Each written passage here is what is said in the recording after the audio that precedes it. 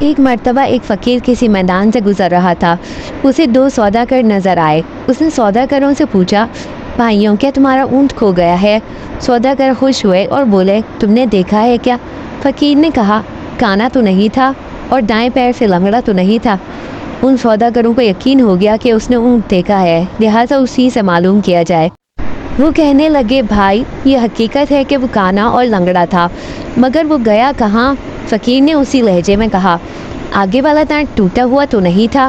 سوداگر جلدی سے بولے، یہی جناب یہی، اللہ کے واسطے پتہ بتا دو کہاں دیکھا تھا؟ فقیر نے ایک مرتبہ پھر اسی انداز میں کہا، ایک طرف شہد کے ڈبے اور دوسری طرف گندم کی بوری لدی ہوئی تھی۔ اب دونوں کو پکا یقین ہو گیا۔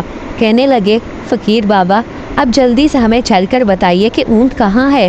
فقیر نے کہا، بھائی اگر سچ پوچھو تو نہ میں نے تمہارا اونٹ دیکھا ہے نہ اس کے بارے میں سنا ہے۔ میں ابھی تم دونوں سے سن رہا ہوں کہ تمہارا اونٹ کھو گیا ہے۔ سوداگر حیران ہو گئے اور سمجھے کہ وہ ہم کو دھوکہ دے رہا ہے۔ دھمکی دے کر کہنے لگے، اسی اونٹ پر دوسرے سامان کے ساتھ ہمارے جواہرات بھی رکھے ہوئے ہیں، اگر نہیں بتاؤ گے تو تمہیں قید کرا دیں گے۔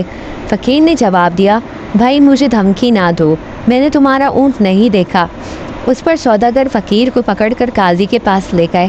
قاضی کو بھی فقیر نے وہی بات بتائی، جب تم نے اونٹ دیکھا ہی نہیں تو اس کے بارے میں اتنی صحیح باتیں کیوں کر بتا رہے ہو؟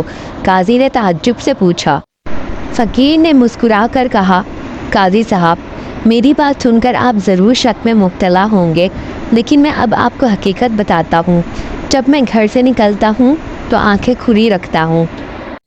آج صبح میں ایک جگہ سے گزرا تو میں نے دیکھا کہ ایک اونٹ کے پیروں کے نشان تو موجود ہیں، لیکن کسی آدمی کے پیروں کے نشان نہیں ہیں، جس سے میں سمجھا کہ یہ اونٹ رسی توڑا کر بھاگا ہے۔ پھر دیکھا تو ایک پاؤں کے نشان تھے ہی نہیں، اس سے معلوم ہوا کہ وہ لنگڑا ہے۔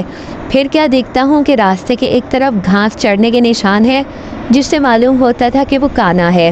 دانت کے ٹوٹا ہونے کا علم اس طرح ہوا کہ اس نے جس پودے کو کھانے کی کوشش کی اس کے کچھ پتے باقی رہ گئے تھے، اور سامان کا پتہ اس طرح چلا کہ ایک طرف چونٹیوں کی آمد و رفت تھی، جس سے معلوم ہوا کہ ایک طرف اناج ہے اور دوسری طرف شہد کی مکھیاں تھیں، جس سے معلوم ہوا کہ وہاں شہد ضرور ہوگا۔ قاضی یہ بات سن کے دنگ رہ گیا اور فقیر کو شاباشی دی۔ سوداگر بھی فقیر کے بتائے ہوئے راستے پر گئے اور انہیں اپنا کھویا ہوا اونٹ مل گیا۔ انہوں نے فقیر کو انعام و اکرام سے نوازا۔